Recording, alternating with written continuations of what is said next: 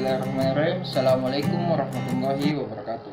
Perkenalkan, nama saya Saldi Eka Putra, Prodi Ekonomi Syariah semester 6, Institut Parahikmah Indonesia.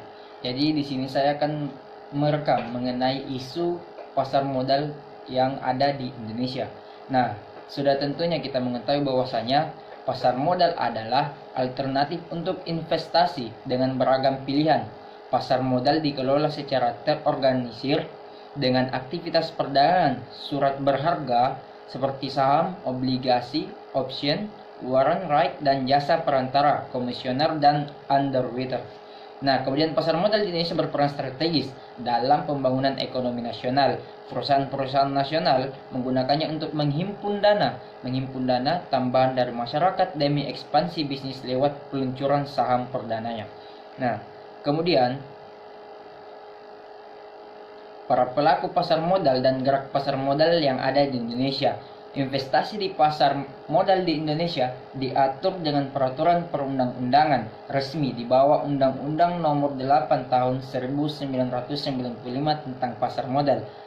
Nah, yang pertama itu bahwasanya pasar modal di Indonesia anggota Bursa Efek. Anggota Bursa Efek adalah para perantara pedagang efek yang memperoleh izin usaha dari Bapepam dan punya hak mempergunakan sistem dan atau sasaran bursa efek sesuai peraturan bursa efek. Jadi di sini bahwasanya pedagang efek yang telah memperoleh izin dari Bapepam.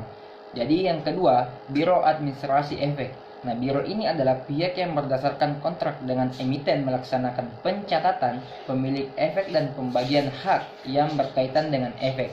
Nah, yang ketiga adalah emiten. Bahwasanya dikatakan emiten adalah perusahaan yang melakukan emisi baik berupa saham maupun obligasi. Nah, istilah emiten ini dikenal dengan sebutan issuer, berasal dari kata issue company.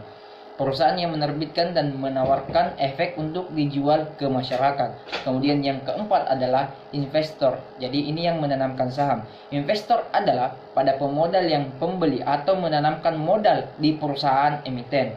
Analisis yang umumnya dilakukan investor sebelum menanam modal mencakup bonafiditas perusahaan, prospek usaha emiten, dan beragam analisis saham. Kemudian yang kelima, penjamin emisi. Nah, pihak emiten menunjuk pada ketiga yang bertindak sebagai penjamin emisi. Penjamin emisi ini adalah perusahaan sekuritas yang telah memperoleh izin dari Otoritas Jasa Keuangan atau biasa kita sebut atau singkat dengan OJK. Kemudian nomor 6, agen penjualan. Agen penjualan adalah pihak yang menjual efek dari perusahaan yang melakukan IPO tanpa kontrak dengan emiten bersangkutan. Nah, dengan demikian penjualan efek juga dilayani oleh dengan agen penjualan. Kemudian yang poin yang ketujuh adalah pialang atau broker. Investor dapat mengakses pasar modal dengan perantara pialang. Dikenal juga dengan istilah broker. Terdapat tes sertifikasi khusus wakil perantara perdagangan efek untuk menjadi pialang. Nah, jasa pialang dapat diperoleh investor dengan mendaftar ke sebuah perusahaan sekuritas. Selain para pelaku modal ini, terdapat juga banyak pilihan yang mendukung gerak pasar modal di Indonesia. Jadi itulah beberapa poin yang saya jelaskan mengenai peningkatan atau isu mengenai pasar modal yang ada di Indonesia.